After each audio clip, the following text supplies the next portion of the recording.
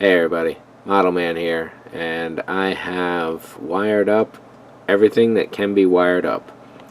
The freezer tubes are on a different circuit, so I can't run them at the same time without doing some jumpering, but that's okay for the moment. They work, and that's what matters. So I got a few of these colors right on that lower console there. I got a few of them wrong and a few of them really close. But mostly the photo etch doesn't match the actual screenshots that I found, so my reference shows things that are not here in some cases. Got those reds right, which is great. The blues are going to be good. I got two more to plug in, obviously. There's another sequencer or two more coming into the model. Right now there are two sequencers. There's also a Fedoratron pulsator going into this wall here to control the red.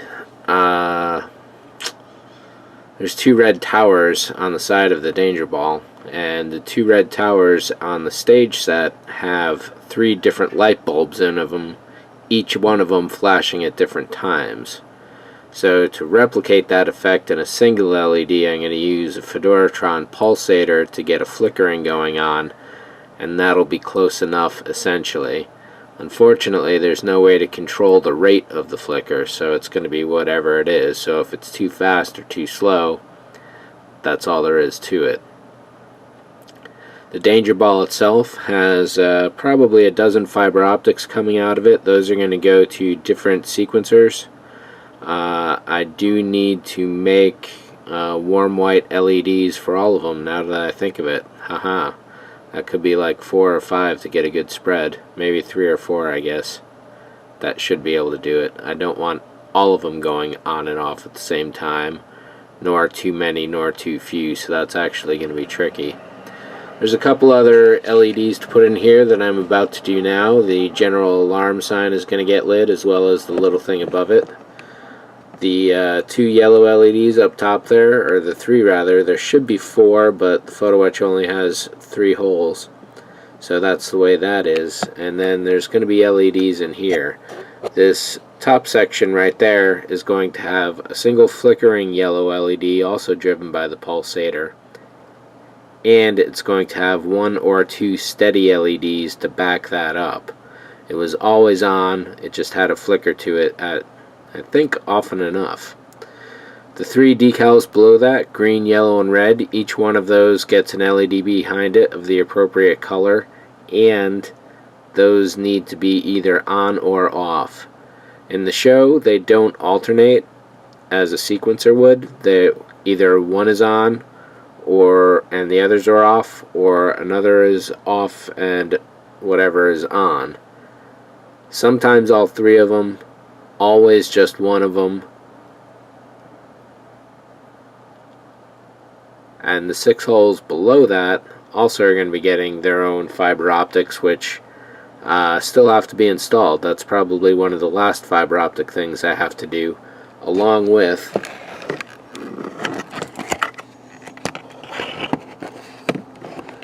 the elevator wall here.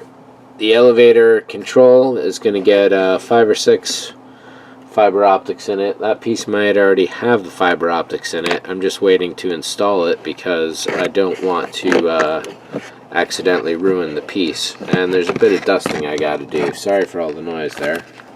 Let's get so that side control panel there with the speakerphone, that is going to, I don't have any reference for that. I got to find the reference for that. I may have seen it, but I didn't write it down. That airlock is lit up, but this airlock here, this airlock here is lit up too. I couldn't tell before because there was too much light on it. I'm happy to say that the freezer walls are running well. I really like what's going on there. Each one of them is just a little different because it's 2 sequencers just slightly offset from each other. There's long-term patterns going on, and they do repeat, but it takes a long while for them to repeat. And coincidentally enough, I think one of these panels here, that one on the left or the right, I can't tell because I'm looking at the image backwards, But it should be on the left, I suppose. That is one of the few, if only, panels that does go out completely. Oddly enough, because that does happen on this overall wall, but I don't know if it's that particular panel that does it or not. A lot of the fiber optics are sticking too far out from the photo etch. Some of them got pushed through, essentially, or pushed back from in front of, or whatever direction it is. I wouldn't mind getting one more timing in there from a third sequencer, but I don't know that it's going to be possible. It's a lot of fiber optics I'd have to reroute, and it could be a really dangerous operation unloosing hundreds more fiber optics that I don't want to move anywhere. There's like 300 per wall, so it's a fair amount that's going on right there. And as is, it's pretty good. So a similar thing will be going on with the computer consoles at the command center where the pilots sit. Each one of those has some 120 fiber optics in it, and I'm again looking to get two sequencers going on, and I'll even plug some fibers into the sequencers already running now on this freezer wall, but with different colors, so that way I'll get a better mix. Because I'll be feeding the fiber fresh into two sequencers that already exist, I don't have the same concerns as with the freezer wall, which all the fiber was already bundled into place, and then I had to fit the sequencers to that. And speaking of the sequencers, if you've been watching the videos, then two of them are currently in troubleshooting stages. A third one was working, however I wound up burning the chip out, and I'll show that in a different video. A fourth one is this long style version, which is really difficult to fit anywhere, simply because even though I can cut most of this top off right there, or the bottom now, oops, there we go. So even though I can cut most of this bottom off right here and actually get this to be just about that thin, because of its length, it's really tough to fit anywhere. It can't fit perpendicular to any of the walls facing outwards towards the hull, because it's too long and it won't fit. It doesn't do well sitting on the floor, protruding anywhere. You can't stand it because it's too tall, and so on and so forth. Then I realized what I can do with this one in particular is hide it in plain sight, namely right about here. So it's set just below this frame line right there, and the reason why you're seeing a shadow is because the light is coming from above. If the light were to come from below,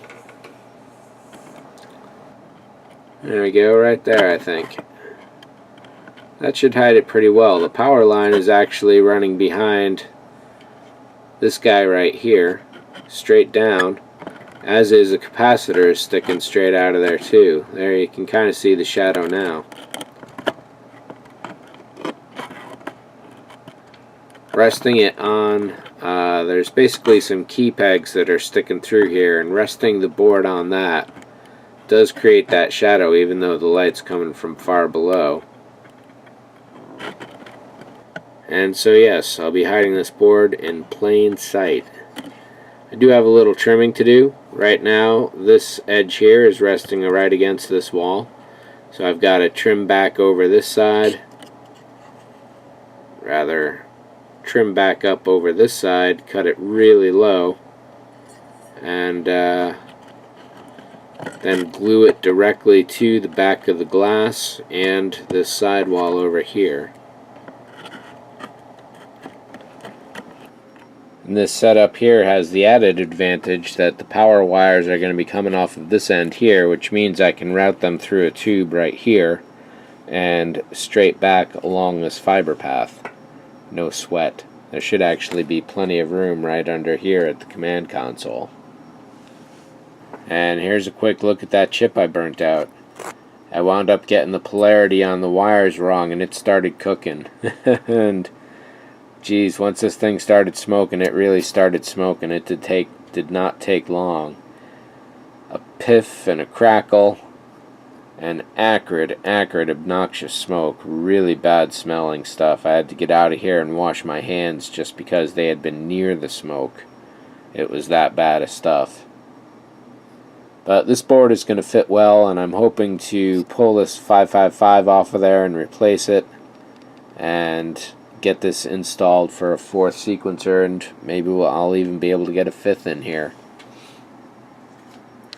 Now, I think I missed covering a lot of stuff that went down on the bottom here, and yet I think I covered a lot of it as well. I'm going to have to rewatch the videos before I get too much further.